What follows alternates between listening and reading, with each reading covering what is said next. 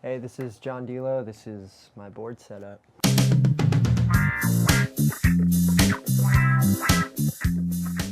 This is an 8.5 Almost board. It's like a little bit longer than the production 8.5 that Almost typically makes. They've sold this one a couple times, but I ride it with, I got some wheel wells in there. They made me a sample of them a year ago, and I don't know, I liked how it looked, and it's funny now because since then my trucks have gotten smaller, and now it's like not even hitting. So I'm like, all right, we got more work to do. It was kind of a funny conversation because they were like, if we put wheel wells, your board might be weaker, and might break. And I was like, well, you guys are still gonna give them to me for free, right? And then it's like, I don't care. I'd rather like lesser the chance of me like sticking a million times. Rather just ride away sooner. Right. Or because the board breaks when the board breaks, dude. Like with or without this, I feel like they break. So it was kind of just something I started experimenting with, and I like it. And these just showed up in like some rider stock of mine. But yeah, it's got a 14.5-inch wheelbase, which is a little bit longer than what they usually put on the 8.5. It's got like a medium, they call it a medium concave.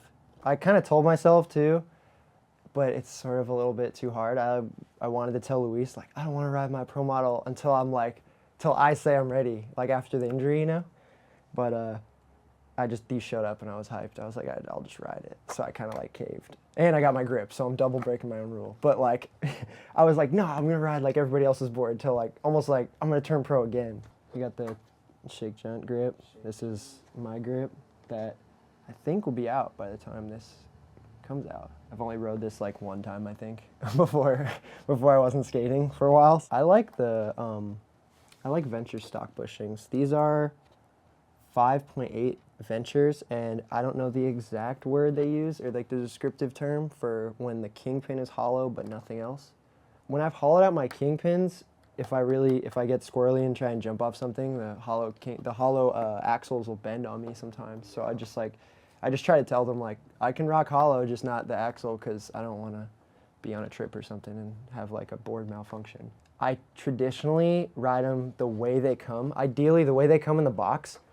They're usually not that tight. They're usually like right where I want them to be. So I usually put them on and don't touch them. Kind of love new trucks, and maybe you can relate to me a little bit with this, is like the pivot. I love when this is new because it can like get you in like that sweet spot of a Manny so easy. Like when you find it, you just don't, there's no like fighting, there's no tugging, and like I feel like my bearings roll smoother when like the axle's like fresh. And I hate when I'm mannying and I feel myself like kind of forcing my way along it. You do this weird like air hump thing just to try and like keep yourself where that sweet spot is. But with new trucks, it's like, it's so much easier to just be like, nope, I'm going. These are my trucks I've been running this whole year pretty much. So they look new still because there hasn't been much skating.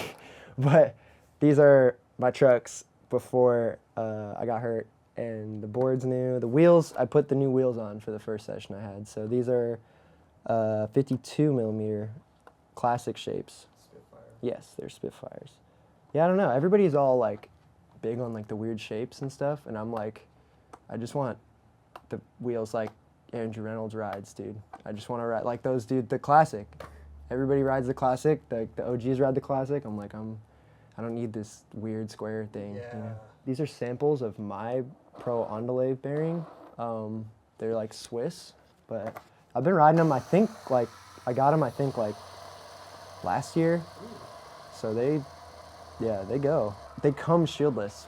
So that was my one stickler, and me and Joey were back and forth for a while because they didn't want that. But I was like, you guys you're telling me this, like, make a bearing. I'm like, this is what I ride. I'm cutting out an inconvenient factor of having to pop every shield like I always have to do. And if it's mine, I want it to be my way.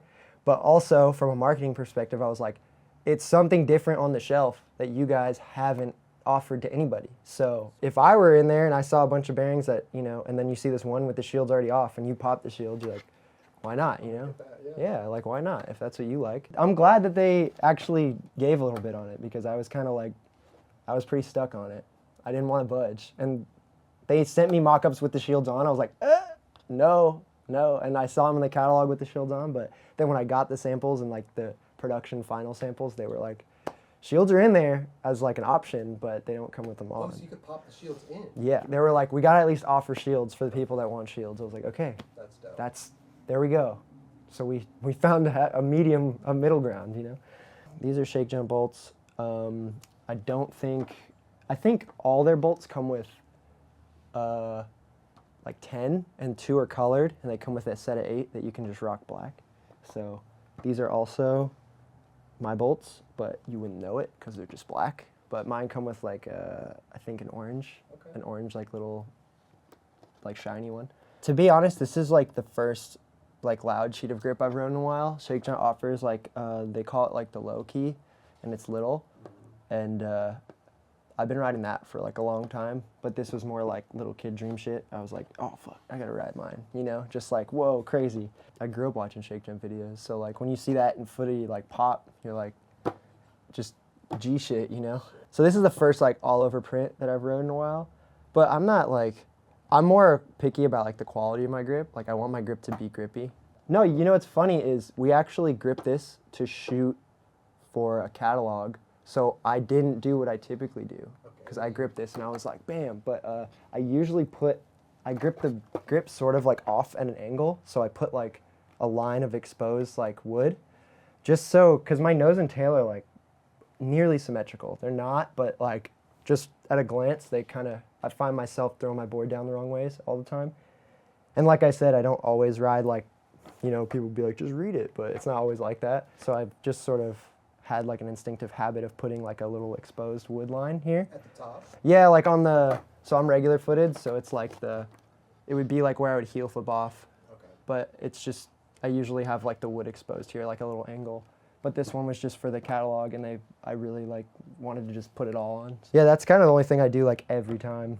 This is pretty normal how I ride, which is funny because before this I was riding an egg because it was my first like cruise on a board. I wanted to set up an egg so I didn't get too excited to do anything I didn't want to do. So this is like my first time riding my board, like the shape that I've rode and everything in a long time. So you guys caught me at a good time. Yep, this is my setup.